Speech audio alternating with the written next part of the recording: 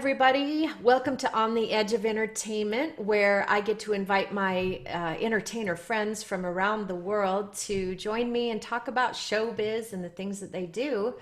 And today I wanted to do something a little bit different and invite a friend that's kind of on the other side of entertainment, which is the management side, taking care of the entertainers. And I thought we could talk to him about a few things. Everybody, welcome Arthur Oliver Brown. Yeah, Hey, how's it going over there? Where are yeah, you? good. I'm in a little village just outside Belfast in Northern Ireland at the moment. So quite Awesome. idyllic by the seaside, nice beach. Wow. When are you going to invite me to visit? Oh, anytime when the planes start flying again, you can come. Okay, sounds like a plan. Well, I wanted to kind of have you tell us a little bit about what you do. Hmm. I know that how I met you was you were I don't know what the title is, so you'll have to give your title, but you were in charge of all the entertainers on the ship that I was on. So why don't you explain your job a little bit? Yeah, so when I met you, I was I think the title back then was Entertainment Production Manager. We were on a quite small cruise ship. Was it the Norwegian Pearl, I believe? Yes, it was. Um, and then, so I guess it's similar to most production manager roles on land as well, but with a lot of company management and technical management all rolled into one because you have to wear many different hats when you're on a small cruise ship floating in the ocean. Um, Ah, I wondered but why you yeah, had so many things that you had to do. That was quite a yeah, job. yeah. So we're managing the technical team on a ship like that. You've got a 1,000 seater main theater with the shows that you were performing in, and then we've got different lounges and things like that for discos and all the other little shows that we did. I'm just Hmm. remembering back to the show that we did up in the nightclub as well Yes. with your guys. The Hmm. throwback to the 60s, wasn't it? Yeah, yeah, that was fun. I got to sing Led Zeppelin in that one, Yeah, which good I'm going to fun. post on Facebook soon. Good. Um, and then, as I say, that I was managing the technical department and the shows, running the shows as well. I was the stage manager for every show that happened in the theater, as well as doing the schedules for everybody nightly and all the company management responsibilities, making sure that you guys are all wearing the appropriate attire for the time of day or whatever. Hmm. Um, Lots of rules. Cruise ships are a little bit military sometimes in the amount of rules that you have to abide by, but that's why I'm there to make sure that everybody sticks by them and doesn't get in trouble. So you Uh, got about 3 hours of sleep a night? if I'm lucky, yeah, you got to get crew bar in there as well. So Yeah, you have to, relax from your incredibly busy day. yeah. Um, so I know there's a lot of expectations for entertainers when you go on a ship, particularly, let's say, the dancers who Hmm. have 5 or 6 shows or more that they have to be involved in. And when they come on board, can you give some advice about things that you would expect as a company manager? Because I'm not sure that people know what to expect, um, about maybe how hard it is, Yeah. and give us some little insight on that. Yeah, I mean, I worked on land for about 8 years before I joined cruise ships, and I've been back to touring around the UK since I've sort of stepped away from ships a little bit. But I would say that the quality of the shows and the performances that they're doing on cruise ships now are comparable to anything that you would see in the West End or Broadway. Oh, Um, even better, I think sometimes, yeah. because these young dancers, they have to have so much versatility, and they always Hmm. hire the very most, what's the word, qualified people, Yeah. because they have to handle a lot of genres and things. Hmm. Even they So even do the headliner shows and stuff like mine. yeah, absolutely. Yeah. So competition is pretty tight, for to get a place on a ship contract. There are lots of companies who have lots of ships, so there's plenty of different shows. around there, in different genres. Mm-hmm. But once you get your place, you got to hold on to it because it's a challenging environment, as you said. So you could have anything from Norwegian was the cruise line that we worked for, Mm-hmm. and they do a lot of brand shows, as they would say. So shows that are direct from Broadway, um, and then shows like your own that you were involved with in Vegas. Lots of headline shows, as you say. Mm-hmm. And then on the smaller ships as well, some of them they have more like review shows, I guess you would say, that cover lots of different genres from uh, the type of entertainment that the passengers would like to see. If you've got an older crowd, you've got 60s stuff all the way up to the 90s, blues, R&B, lots of different genres thrown in there in the middle, and circus acts as well. There's lots of different circus performers and things like that on ships, and it's so varying, and people are from so many different nationalities that it is a challenge. So to the young performer, I would say you got to be prepared to work hard, hold on to your place once you get it, because there's so many people coming behind you. I mean, I guess that's the same for every entertainer that embarks on a career. There's always new people coming behind you, so you got to stay fresh. And um, I guess hard work and willingness to listen to others and adapt to change and maybe do things differently than you're used to. Dedication, definitely punctuality on ships. It's not just turning up for rehearsals and performing and things like that. You got to be up in the morning for safety trainings and things like that to make sure you know how to work a lifeboat or what to do when the smoke alarm goes off or something like that. So it's a lot of different strings to the bow for a performer these days, I guess. I think that when entertainers come on the ships, I think it's one of the best training platforms, because all the things that you mentioned, like dedication and punctuality and different things, we as artists, we tend to be a little bit freer, and we kind of go by our creativity. This is kind Yeah, of what propels us.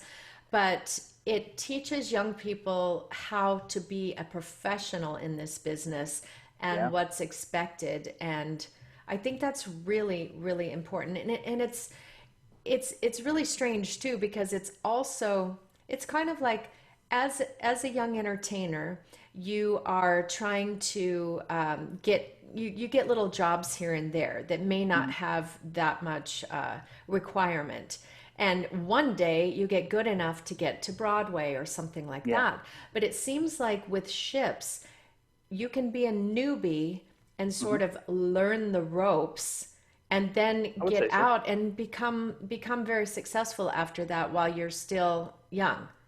Yeah. I mean, on the smaller ships, as I say, with the review shows and things like that, a lot of the cast members are a lot younger and straight out of college, um, maybe in their early 20s. And then as you go to the larger ships that have the book shows, you've got performers of all ages, shapes and sizes, nationalities, backgrounds, demographics, because the shows are more diverse then. And so all the talents that you've amassed over the years of honing your craft, I suppose. That's when people like that get to shine on those sort of ships. So it's definitely a good environment to learn and to start out, but it's also got longevity.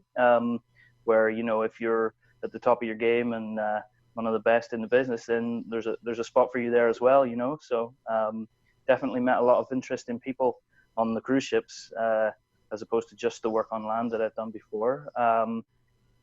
Again, from all backgrounds. And it's nice to see the younger ones learn and grow and become the more experienced members in the larger shows, and use that experience that they've gained to then get a job on a hit touring show or Broadway, as you say, something like that. And then their credits build, their CV gets larger, and that's how they make a career out of it. Yeah, on Norwegian specifically, I noticed that a lot of the acts that were in a variety show on the Hmm. ship, they were hired just to be part of the show, either as a background singer or something, Yeah, an aerialist, end up getting to be a headliner on the yeah. ships, which I always thought was really amazing. And I'm not sure a lot of ships do that, but Norwegian particularly was open to having their own perform, which I thought was really admirable. Yeah, I've seen a few people come through the ranks like that. As you say, a headline performer, what the ships would term a guest entertainer. So Mm-hmm. when the Broadway show or the book show or the paid show that they have franchised is not performing, the other nights of the week they have to have other entertainment. So they fly in entertainers from all over the world just for a few nights, and we know them as guest entertainers, and they they're from piano entertainers to jugglers to singers, and as you've said, people from production casts who've done it for 4 or 5 years then become a headliner in their own right, and they get charts made up for the full 7-piece orchestra that they have on the ship, and they develop their own show, maybe with a theme behind it. I know a few good entertainers that have styled themselves maybe on the likes of Whitney or something like that, or maybe they've done themes like movies, lots of big hits from movies and things like that, and Oh entertain yeah. the crowd with those shows instead when we're not doing the main shows as we would call them, but full Mm-hmm. show in their own right. Well, I know, and I just had I just broke into being able to be a headliner on a ship with my show, my Madonna show, Yeah. and this COVID thing kind of put a wrench in that, Mm. and I've put it on pause now. I was getting the charts done and all those things, and I had a job May 8th that was a big job on land, but I was going to use that show and get the promo available Yeah. Hmm. for the ship. But I already had, a potential contract for the year. So kind of bummed about that. But, Yeah. life changes and you have to learn to, go with the changes. This is Yeah. an unprecedented time and we don't know what's going to come out of it, but I Yeah. really appreciate you giving your, advice on this aspect. I heard that you're a bit of an entertainer yourself, and you come from an entertainment family. Why don't you tell us about that?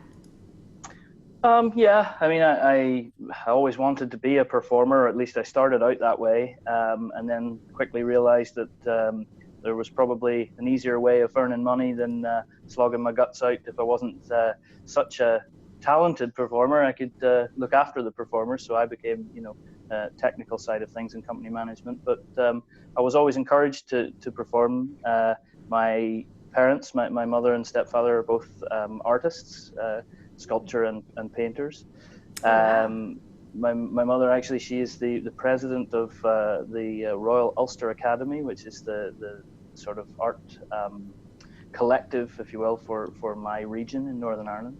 Oh, wow. Um, That's great. so she's in her final year of her presidency there. So she's the big cheese in the house when it comes to being the artist.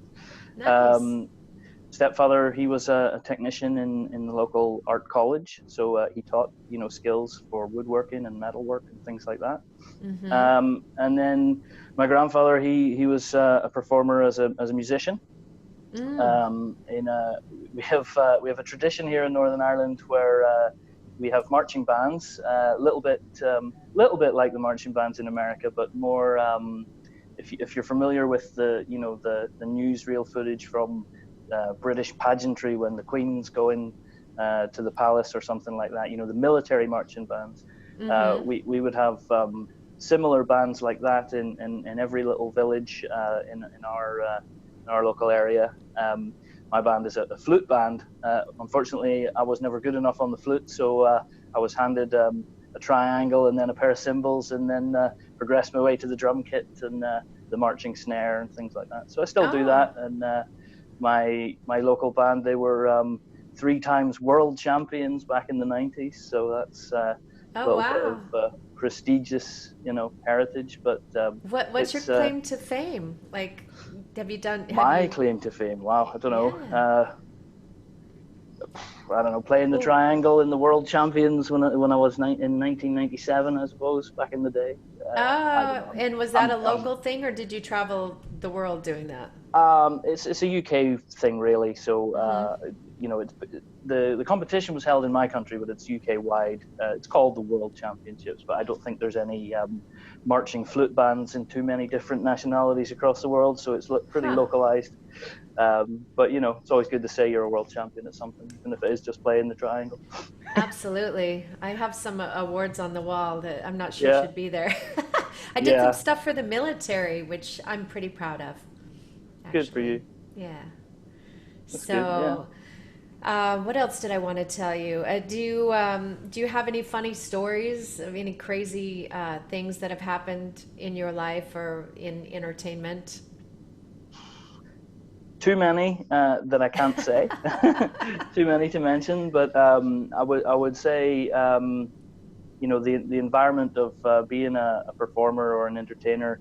Um, you know, there's lots of different methods of release that you once you come off the stage, you know, to relax and what have you, or even in preparation for that, you know, the hijinks in the dressing room beforehand. I'm sure you know exactly what I'm talking about, but Oh, yes.